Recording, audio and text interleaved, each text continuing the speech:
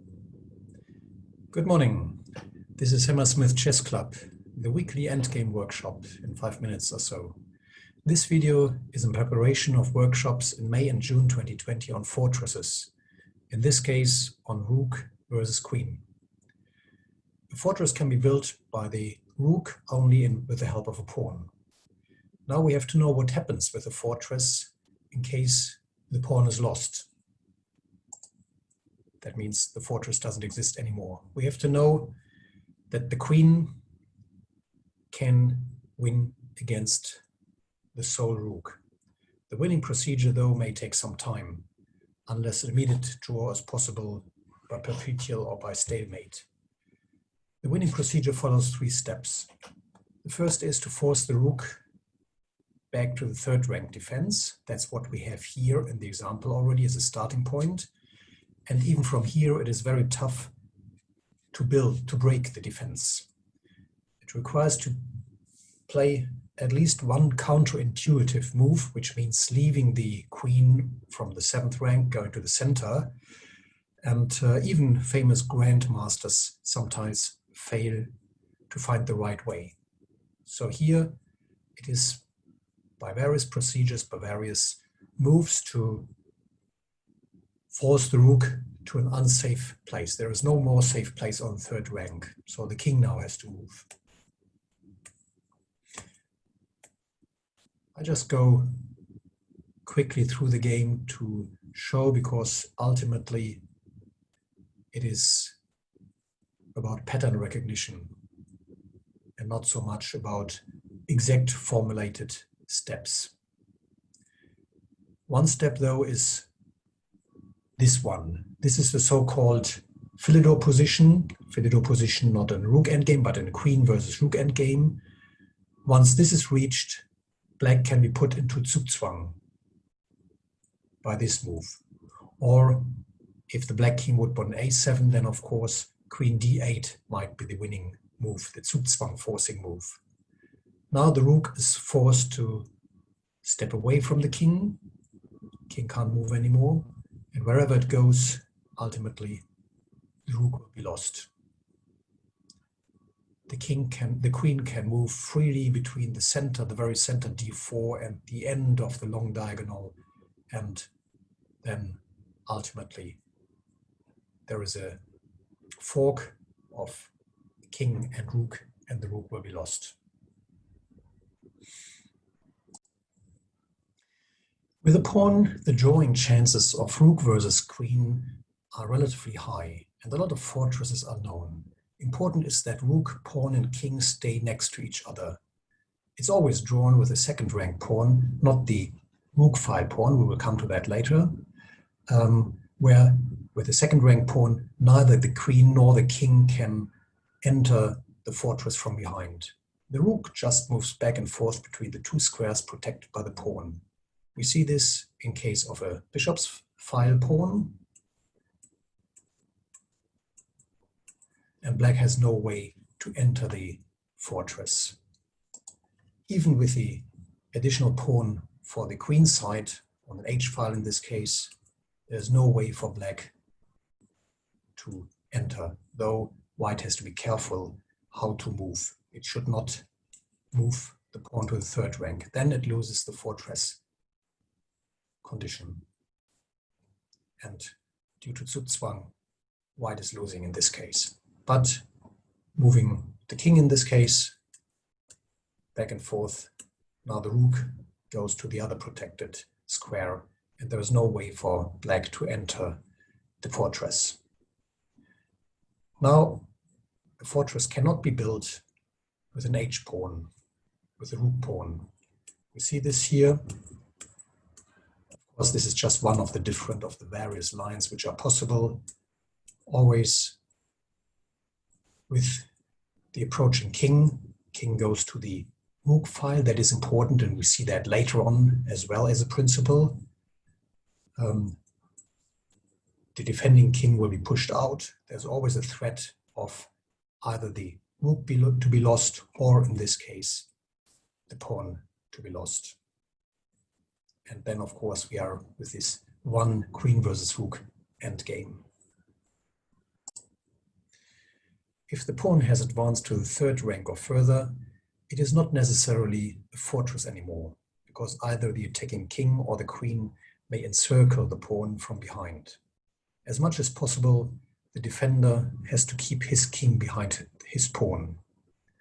The next examples show attack and defense with different kinds of pawn. Here it's the attack against a central pawn. No fortress can be built. The main motive for the winning side, for the queen side, is to bring white into Zugzwang and then to force ultimately the pawn to be advanced and to be lost. So the queen will penetrate the fortress or the alleged fortress.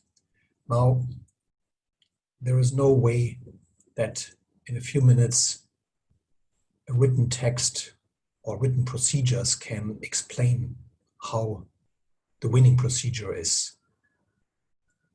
So you may well stop the video anytime you want to listen, you want to think yourself, or you want to watch the text in the chat box. Here we see the queen from behind, already penetrated. And now a Zugzwang position where the king distances itself from the pawn, more pressure is applied. And now, of course, it's the ideal. If white were to move, then immediately the pawn would be lost. But black can, of course, bring white into this force. And this is similar. Now white to move and the pawn will be lost. Another example shows the winning procedure, just one line against a bishop's pawn.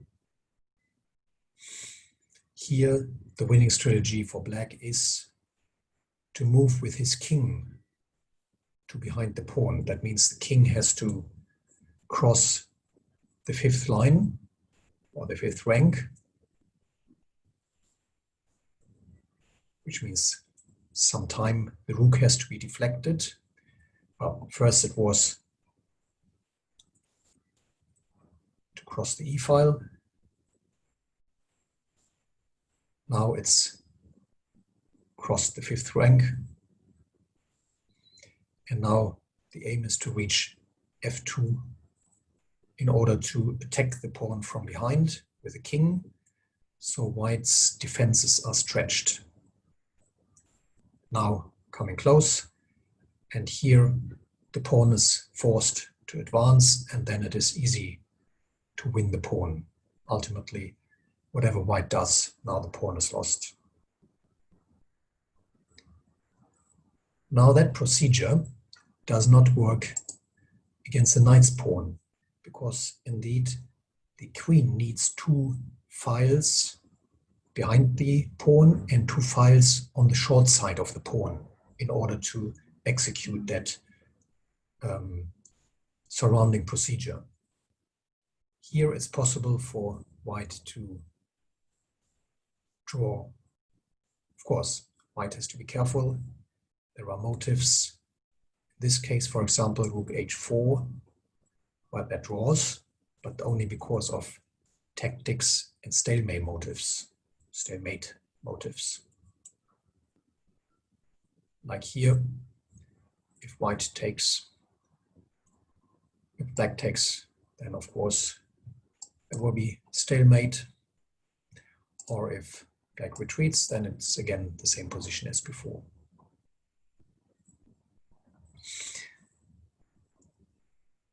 Now we have the same position.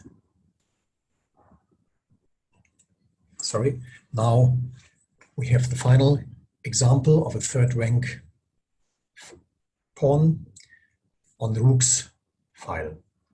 Here, the big question is, to which side should the attacking king go?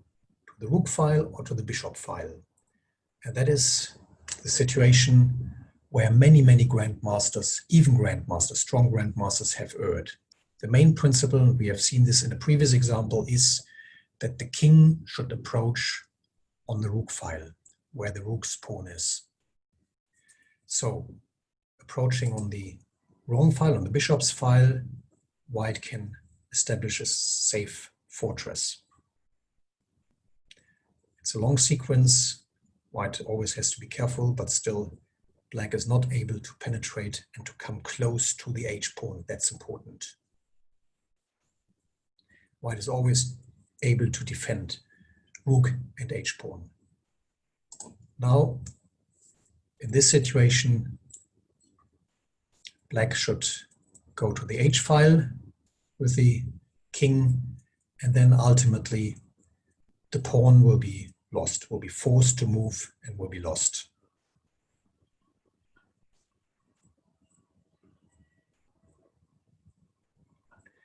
Now the pawn is already close to be lost.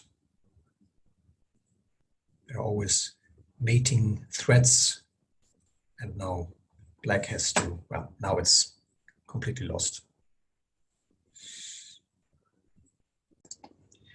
Now the last example shows that fortresses may be even built with more pawns on the board, even both sides, the queen side having pawns. Most commonly with pawns on the same wing. Here, white reaches a fortress by sacrificing the bishop. Important is that white stays with his king. The defending king always stays behind the pawn so that there is no back rank attack by the queen possible, and then Zugzwang. There is no way in this situation that black can prevent the white rook from reaching the safe places on e4 or g4. And these are two places the rook can always move between the one or the other. And if the queen is attacked, the king is attacked, is checked by the queen, the king can always move between g1, h1, h2. So this is a fortress, a safe fortress.